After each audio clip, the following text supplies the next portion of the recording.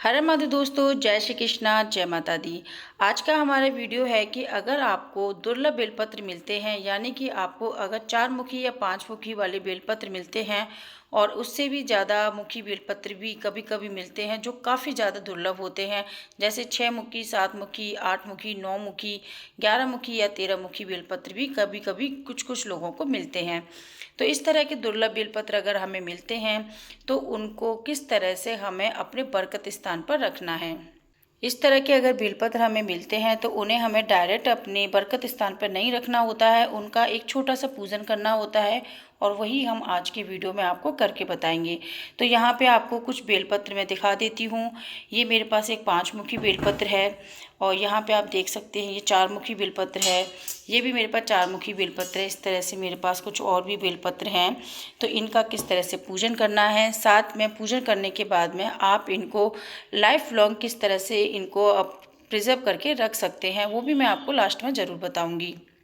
तो चलिए आज का वीडियो शुरू करते हैं। जैसा कि मैंने आपको वीडियो में बताया अभी कि हम आज के वीडियो में 4 मुखी, 5 मुखी और उससे भी ऊपर वाले जो बेलपत्र होते हैं उनका पूजन किस तरह से करेंगे। तो सबसे पहले पूजन करने के लिए क्या क्या सामग्री हमें चाहिए, वो छोटी मोटी सामग्री है जिसको मैं आपको बता देती हूँ। एक पूजन करने के लिए हमें चाहिए होगा कच्चा दूध, पानी ज़रूर चाहिए होगा, एक आपको लोटा ले लेना है, साथ में हमें चंदन चाहिए होगा और हमें चाहिए होंगे नंदी जी और भगवान शिवलिंग। आप चाहें तो मंदिर में जाके पूजन कर सकते हैं और आप आराम से पूजन करना चाहते हैं तो आप अपने घर पर अपने शिवलिंग जी पर पूजन जरूर कर सकते हैं। इसके बाद में हमें काली तिल चाहिए होगी और हमें अक्षत चाहिए होगा और मूंग के कुछ दाने चाहिए होंगे। ये थोड़ा सा सामान है जो हमें पूजन के लिए चाहिए। जब भी हम शिवलिंग पर बेलपत्र चढ़ाते हैं तो वह 3 मुखी बेलपत्र होता है और इसी को हम रोज़ पूजा में अपने में शामिल करते हैं। लेकिन कभी कभी क्या होता है कि जब हम बेलपत्र तोड़ रहे होते हैं तो कभी कभी भाग्य से हमें कुछ 4 मुखी या 5 मुखी बेलपत्र भी मिल जाते हैं। तो ऐसे बेलपत्र जब मिलते हैं तो ये बहुत ज़्यादा दुर्लभ बेलपत्र होते हैं और इन बेलपत्रों को हमें अपने पूजन स्थल पर किस तरह से रखना है, अपनी तिजोरी के अंदर बरकत स्थान पे किस तरह से रखना है, ये सब चीज़ें हम अभी जानने वाले हैं। तो सबसे पहले हम जानेंगे 4 मुखी बेलपत्र के बारे में। तो 4 मुखी जो बेलपत्र होता है, यहाँ पे आप दर्शन कर सकते हैं 4 मुखी बेलपत्र के। इस तरह से 4 मुखी बेलपत्र कई सारी शेप में मिल जाता है। यहाँ पे आप देख सकते हैं ये इस शेप का 4 मुखी बेलपत्र है।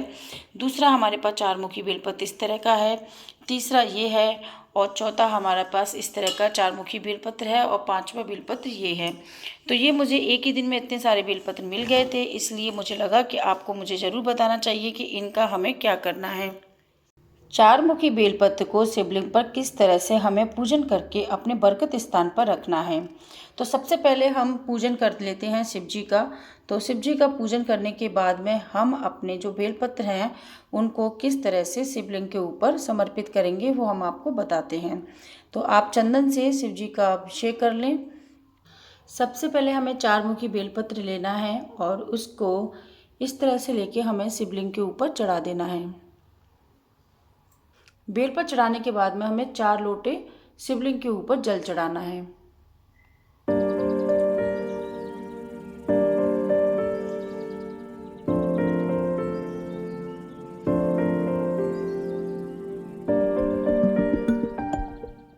चार लोटे जल चढ़ाने के बाद में जो हमारा बेलपत्र है वो हमें यहाँ से उठा के अशोक सुंदरी वाले जगह पर रख देना है। अशोक सुंदरी पर बेलपत्र रखने के बाद में एक आचमन जितना जल हमें अशोक सुंदरी वाले स्थान पर भी चढ़ाना है।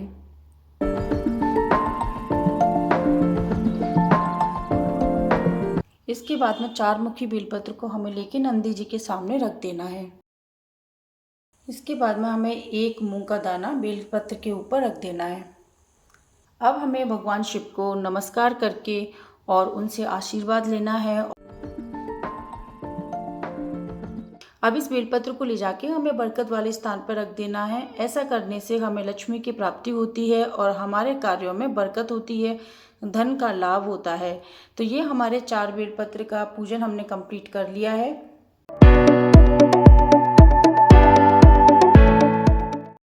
अगर आपको कहीं से 5 मुखी बेलपत्र मिल जाता है तो उसका पूजन किस तरह से करना है।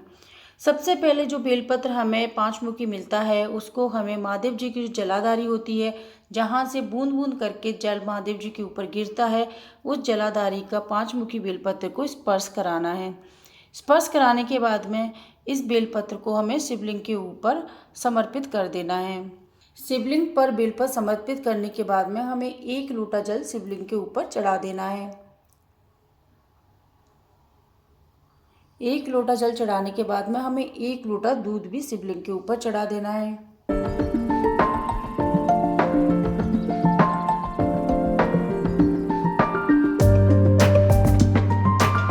इसके बाद में हमें महादेव जी को नमस्कार करना है और इस बेलपत्र को महादेव जी से लेकर अपने घर पर लेके आना है। तो जब आप इस बेलपत्र को घर पर लेके आएंगे तो आपको दरवाजे पर भी थोड़ा सा कार्य करना है। बेलपत्र का पूजन करने के बाद में इसे हमें अपने घर के दरवाजे के बाहर खड़े हो जाना है और बाद में यहाँ खड़े होकर हमें भगवान शिव के गढ़ लुंगी और श्रृंगी का स्मरण करना है। मानसिक रूप से उनसे प्रार्थना करनी है। प्रार्थना करने के बाद में हमें अपना राइट पैर घर के अंदर प्रवेश करना है। इस बेलपत्र को लाके हमें अपनी पूजा स्थल पर या आपकी बरकत वाला स्थान है या आपकी तिजोरी है वहाँ पे रख देना है। तिजोरी में रखने से पहले थोड़ी देर के लिए हम अपनी पूजा स्थल पर इस बेलपत्र को रख देंगे। इस तरह का दुर्लभ बेलपत्र अगर हमें कहीं से भी मिलता है तो उसको विधि पूर्वक पूजा स्थल में रखने से और अपने बरकत वाले स्थान पर रखने से लक्ष्मी की प्राप्ति होती है और घर में अगर किसी भी तरह का कष्ट है तो उन कष्टों से हमें मुक्ति मिल जाती है। अब हम बात करेंगे कि 6 मुखी बेलपत्र की पूजन किस तरह से करना है। अगर आपको 6 मुखी बेलपत्र मिलता है जो कि बहुत ज़्यादा दुर्लभ बेलपत्र है, अगर ऐसा बेलपत्र अगर आपको मिल जाता है तो उसके लिए बेलपत्र को लाके आपको सबसे पहले नंदी जी के मस्तक पर उसको चढ़ाना है। नंदी जी के मस्तक पर चढ़ाने के बाद में इस बेलपत्र को यहाँ से उठा के आपको शिवलिंग के ऊपर चढ़ा देना है। शिवलिंग के ऊपर बेलपत्र चढ़ाने के बाद में आपको 1 लोटा जल शिवलिंग के ऊपर अर्पित करना है। 1 लोटा जल अर्पित करने के बाद में आपको 1 अक्षत यानी कि 1 साबुत जो चावल होता है उसे हम अक्षत बोलते हैं, ये अक्षत आपको शिवलिंग के ऊपर अर्पित कर देना है। इस तरह से अक्षत अर्पित कर देने के बाद में ये जो बेलपत्र है इसको आपको महादेव जी पर से लेके अपने घर पे लेके आना है और अपने तिजोरी वाले स्थान पर, अपने बरकत वाले स्थान पर जाके रख देना है। अब बात करते हैं 7 पत्ती वाले बेलपत्र की। यहाँ से जो बेलपत्र की सीरीज़ है वो काफ़ी दुर्लभ हो जाती है। अक्सर हमें 4 पत्ती वाला और 5 पत्ती वाले बेलपत्र मिल जाता है, लेकिन 6 पत्ती वाला, 7 पत्ती वाला या उससे ऊपर वाली पत्ती वाला बेलपत्र मिलना काफ़ी मुश्किल होता है, बहुत ज़्यादा दुर्लभ होता है। अगर आपको इस तरह का कोई भी बेलपत्र मिल जाता है तो उसका पूजन किस तरह से करना है वो मैं आपको यहाँ पर बता रही हूँ। 7 पत्ती वाले बेलपत्र को हमें बेलपत्र के पेड़ के नीचे ले जाना है और बेलपत्र के पेड़ के नीचे बैठ के हमें एक पार्थिव शिवलिंग का निर्माण करना है। शिवलिंग का निर्माण करने के बाद में हमें शिवलिंग का पूजन कर लेना है। शिवलिंग के ऊपर हमें जल चढ़ाना है, दूध भी समर्पित करना है और उसके बाद में हमें बेलपत्र शिवलिंग के ऊपर अर्पित कर देना है। चंदन भी हमें शिवलिंग के ऊपर लगाना है और बेलपत्र के ऊपर चंदन लगा के हमें 7 पत्ती वाले बेलपत्र को शिवलिंग के ऊपर अर्पित कर देना है। अर्पित करने के बाद में एक बार हम वापस से शिवलिंग के ऊपर जल चढ़ा देते हैं और दूध भी चढ़ा देते हैं। इसके बाद में हम एक अक्षत शिवलिंग के ऊपर चढ़ा देंगे।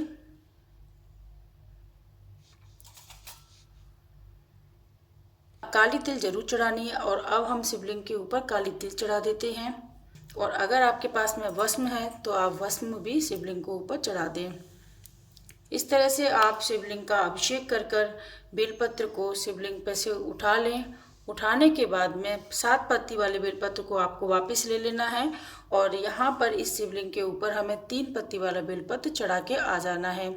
अब ये जो हमारे पास में 7 पत्ती वाला बेलपत्र है, उस बेलपत्र को हमें किसी भी सिद्ध मंदिर में लेके जाना है। अगर आपके आसपास स्वयंभू मंदिर हो तो आप स्वयंभू में जाके इस बेलपत्र को सिद्ध करके लेके आ सकते हैं। अगर नहीं है तो जो भी सामान्य मंदिर है वहां पर इस बेलपत्र को लेके हमें जाना है और मंदिर में ले जाके 7 पत्ती वाले बेलपत्र को भगवान शिव के ऊपर अर्पित कर देना है। अर्पित करने के बाद में थोड़ी देर बैठ के भगवान शिव से हमें पूजा अर्चना करनी है और इनसे हमें आशीर्वाद लेना है। आशीर्वाद लेके ये जो बेलपत्र है इसको हमें यहाँ से लेकर घर पे आ जाना है और अपने बरकत वाले स्थान पर, पूजा स्थल पर इसको लाके जरूर रख देना है।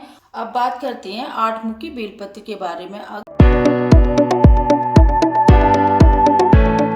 अगर आपको 8 मुखी बेलपत्र, जो कि बहुत ज़्यादा दुर्लभ होता है, अगर मिल जाता है तो आपको क्या करना है कि सबसे पहले आपको मंदिर में जाना है और जैसे मान लीजिए ये 8 मुखी बेलपत्र है, इसको ले जाके जो महादेव जी की जलाधारी है, जहाँ से पानी बूंद बूंद करके गिरता है, उसका स्पर्श कराना है। जलाधारी का स्पर्श कराने के बाद में महादेव जी का जो कटी भाग है, जिसे हम माता पार्वती के हस्तकमल भी बोलते हैं, वहाँ पर बेलपत्र को रख देना है और यहाँ पर बेलपत्र को रखने के बाद में हमें इस बेलपत्र को शिवलिंग के ऊपर अर्पित कर देना है। इस तरह से 8 मुखी बेलपत्र को शिवलिंग के ऊपर हमने चढ़ा दिया और उसके बाद में हमें महादेव जी के ऊपर चंदन से टीका लगा देना है और उसके बाद में हमें 2 लोटा जल महादेव जी के ऊपर अर्पित कर देना है।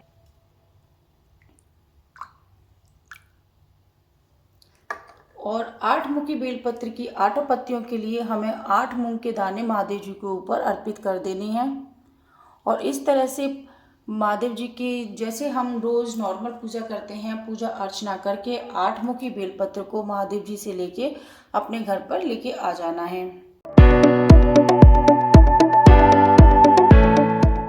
अब बात करते हैं 9 मुखी बेलपत्र के बारे में, जो बहुत ही ज़्यादा दुर्लभ होता है, बहुत मुश्किल से मिलता है। अगर आपके पास में इस तरह का कोई भी बेलपत्र मिल जाता है तो उसका पूजन हमें किस तरह से करना है, बेलपत्र को किस तरह से सिद्ध करके हमें अपने पास में रखना है, क्योंकि ये बेहद ही दुर्लभ बेलपत्र है, हर किसी को मिलता नहीं है। अगर आपके पास है तो आपको किस तरह से इसका पूजन करना है। सबसे पहले आपको 9 मुखी बेलपत्र को जलाधारी पर स्पर्श कराना है। जलाधारी पर स्पर्श कराने के बाद में आपको उस बेलपत्र को महादेव जी के ऊपर अर्पित कर देना है। महादेव जी के ऊपर बेलपत्र अर्पित करने के बाद में आपको 9 लोटा जल महादेव जी के ऊपर अर्पित करना है।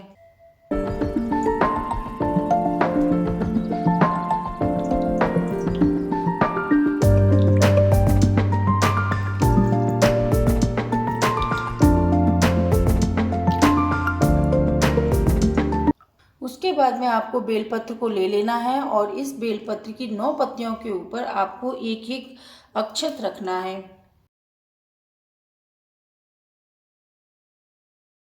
सभी 9 पत्तियों के ऊपर आपको एक एक अक्षत रख देना है और एक एक आपको मूंग का दाना रखना है।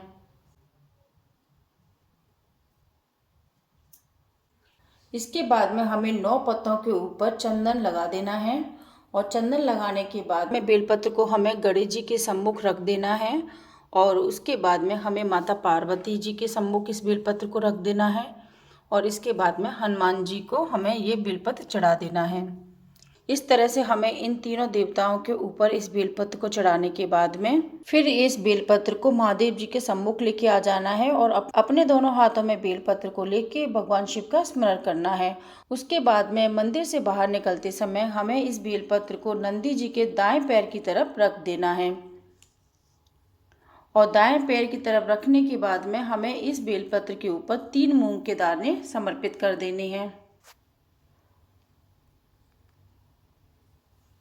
इसके बाद में बेलपत्र को लेके कुर्म भगवान यानी कि कछुए के ऊपर आपको स्पर्श कराना है और इस बेलपत्र को आप फिर घर पर लेके आ सकते हैं और घर पर लेके आने के बाद में इस बेलपत्र का आप पूजा अर्चन कर सकते हैं। इस तरह से हम 9 मुखी बेलपत्र को सिद्ध कर कर अपने घर पर पूजा स्थल पर या अपनी बरकत स्थान पर रख सकते हैं। तो ये मैंने आपको बताया 9 मुखी बेलपत्र तक के बारे में। इससे भी दुर्लभ बेलपत्र आपको मिल सकते हैं, जैसे 10 मुखी बेलपत्र, 11 मुखी बेलपत्र, 12 मुखी बेलपत्र या 13 मुखी बेलपत्र या उससे भी ऊपर की बेलपत्र आपको मिल सकते हैं। तो ये बहुत ज़्यादा दुर्लभ बेलपत्र होते हैं। अगर आपके पास में इस तरह का कोई बेलपत्र है और आप चाहते हैं कि उसको सिद्ध करने की विधि भी आपको बताई जाए, तो आप हमें हमारे कमेंट सेक्शन में बता सकते हैं।